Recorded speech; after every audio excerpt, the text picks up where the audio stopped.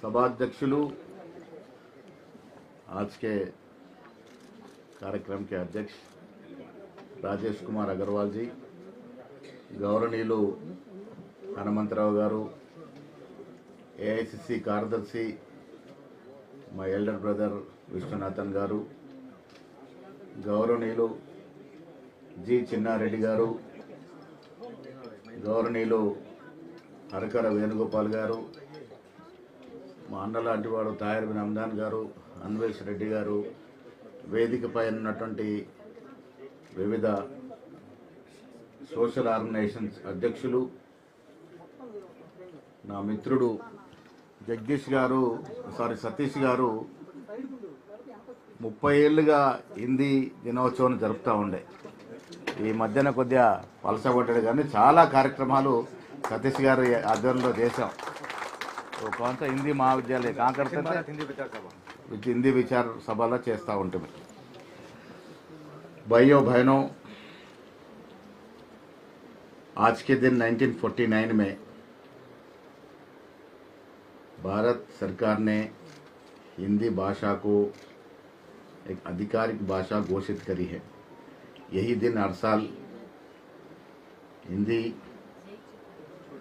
Day के नाम पे अपन काम करते हैं. पहली बार हम बशीरबाग में कर रहे, इससे पहले गांधी भवन में हर साल ये मीटिंग होता है. हिंदी एक भाषा ही नहीं है. हिंदी इस देश की निर्माण में एक बड़ी फाउंडेशन रही है. हिंदी को अपन एक प्रचार, एक भाषा के रूप में ही नहीं, हिंदी ऐसी जानी जाती है कि दक्षिण भारत से उत्तर भारत तक, पूर्व भारत से पश्चिम भारत तक जो लिंकिंग है, जो ब्रिजिंग है, वो हिंदी भाषा के थ्रू ही हुआ है. आज भारत देश एक बड़ा फाउंडेशन बनी है. इसमें हिंदी भाषा का बहुत बड़ा महत्वपूर्ण रोल है. नेशनल लैंग्वेज को रोल हमेशा करती आई है. भारत देश एक बड़ा संस्कृति का गंगोत्री है. इसमें कई हजार भाषाएं हैं, कई हजार लिपि है, लेकिन सर्वोच्च स्थान हिंदी का है. हम तेलुगु स्टेट वाले हैं. तेलुगु में कहावत है, भाषलंदु अन्य भाषलंदु तेलुगु लेस्सा. तेलुगु को हम प्यार करते हैं. जितना तेलुगु भाषा को प्यार करते हैं उतना ही हिंदी भाषा को हम प्यार करते हैं, गौरव देते हैं. जाति भाषा है. आज के ज़माने में ग्लोबलाइजेशन की दुनिया में जो अच्छा इंग्लिश बोलता है वही अपने आप को विद्वान मान रहा है. ये सही नहीं है. इंग्लिश ज़रूरत ही है, इंग्लिश की बोलना ज़रूरी है, इंग्लिश पढ़ना भी ज़रूरी है, लेकिन इंग्लिश ही सब कुछ नहीं है. आजकल जो भी इंजीनियरिंग बनता है, कोई आईएएस बनता है, आईपीएस बनता है, वो फ्लुएंट इंग्लिश बोलता है तो अपने आप को विद्वान समझता है. इंग्लिश भाषा बोलने से विद्वान नहीं बनते. सही कई भाषाओं का पढ़ना लिखना, उनका प्रैक्टिस करना ज़रूरी है. इंग्लिश बोलिए, ग्लोबलाइजेशन में इंग्लिश की ज़रूरी है, लेकिन साथ साथ हिंदी का महत्व को कायम रखना ज़रूरी है. हिंदी का प्रचार करना ज़रूरी है. हिंदी भाषा को परमानेंट आधिकारिक भाषा रखना ज़रूरी है. आने वाले पीढ़ियों को हिंदी सिखाना, हिंदी पढ़ाना, हिंदी प्रैक्टिस करना ये ज़रूरी है. हैदराबाद वाले स्वच्छ हिंदी नहीं बोल सकते. हमारे हिंदी तो पूरा उर्दू मिक्स रहता है. और हमारे जब मैं स्कूल कर रहा था निज़ामाबाद कॉन्वेंट स्कूल में, हमारे हिंदी मास्टर उत्तर प्रदेश के थे। इंडियन संप्रदाय के धोती बनते थे, हस्बैंड एंड वाइफ दोनों ही हिंदी सिखाते थे और इतना ज्ञान था उनको। पढ़ाई तो कराते थे लेकिन केरला से बॉम्बे तक संस्कृति को, वहाँ के संप्रदाय को पहले 10-15 मिनट हर रोज एक कहानी बोलते थे और हिंदी सिखाते सिखाते इतने मारते थे, वो मार से हम हिंदी सीख सके। आज मैं LKG से 10th तक जितने मेरे क्लास टीचर से पूरों का नाम मैं आज भी याद रखा है।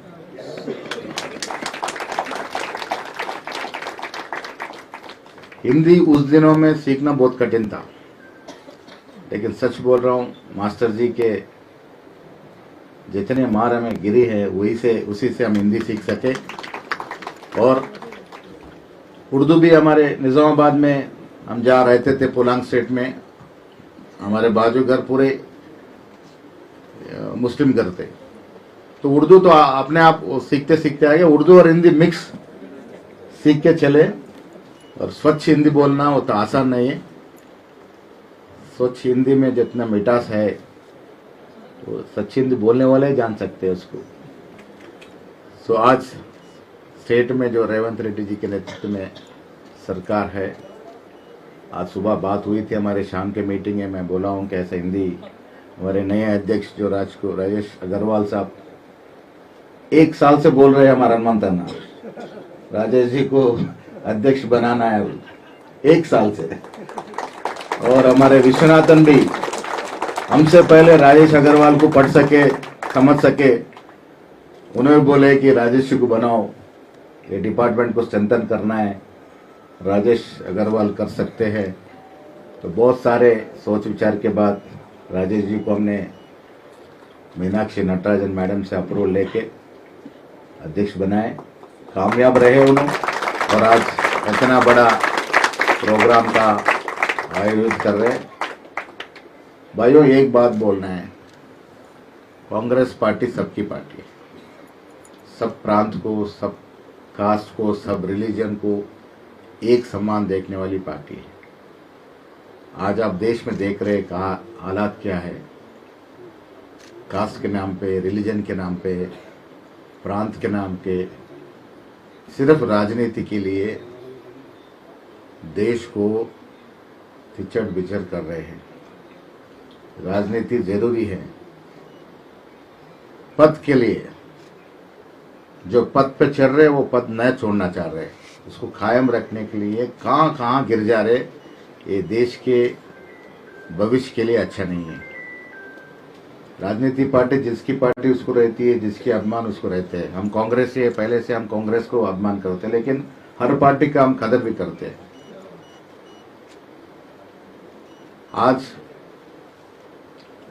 1 महीने पहले एक इशू हुआ था यहाँ मारवाड़ी का, मैंने खुल के बोला है कि कोई यहाँ से मारवाड़ी को हटा नहीं सकता। इसलिए बोला कि तेलंगाना भी, हम तो निजामाबाद के हैं, निजामाबाद एक कॉस्मोपॉलिटन टाउन है, वहाँ हिंदू है, मुस्लिम है, और तेलंगाना में सबसे ज़्यादा सिख है, वहाँ गुजराती मारवाड़ी तो 100 सालों से है। ये मिलन है, तेलंगाना का संस्कृति भी हर कास्ट का, हर प्रांत का मिलन है। गुजरात से आके यहाँ बहुत सारे लोग सेटल हो गए, राजस्थान से आके सेटल हो गए, तेलंगाना सबका है।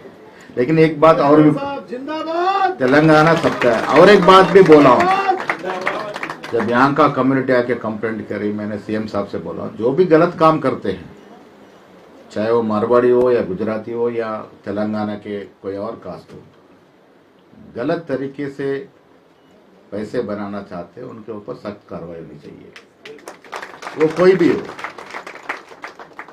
तेलंगाना का जो मॉडल सरकार है, आज रेवंत रेड्डी एक यंग डायनामिक चीफ मिनिस्टर है।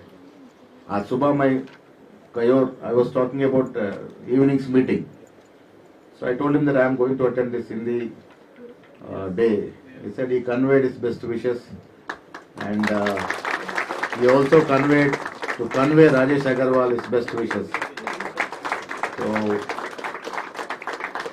तेलंगाना में भी एक रोल मॉडल है।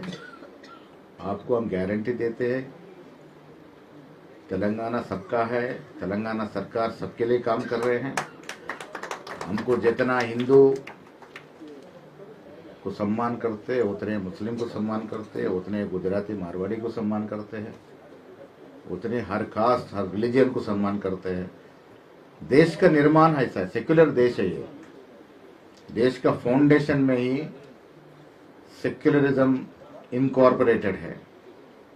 ये देश किसी एक जात का, एक रिलीजन का, एक कास्ट का नहीं बन सकता। ये देश सबका है। We are a secular state. सब मिलजुल के रहना है, और ये सब मिलजुल के रहने में हिंदी भाषा एक मेन रोल प्ले कर सकती है।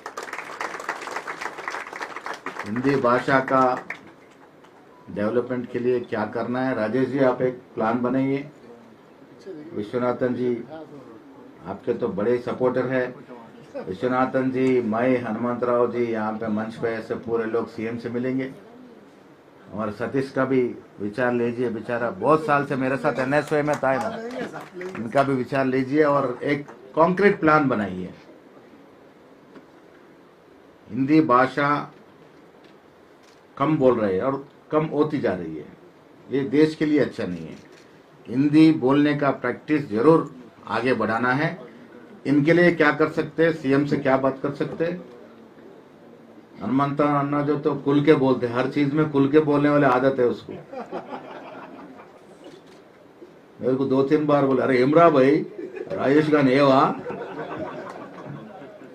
तो मुख्यमंत्री जी से हम बोलेंगे हिंदी भाषा के अपलिफ्टमेंट के लिए, हिंदी भाषा को कायम करते हुए तेलंगाना में भी हिंदी बोलने वालों का संख्या बढ़ाने के लिए, हिंदी प्रैक्टिस करने वालों का संख्या बढ़ाने के लिए क्या कर सकते हैं, वो राजेश जी अब एक कॉन्क्रीट प्लान बनाएंगे, उसको सीएम साहब से बात करेंगे।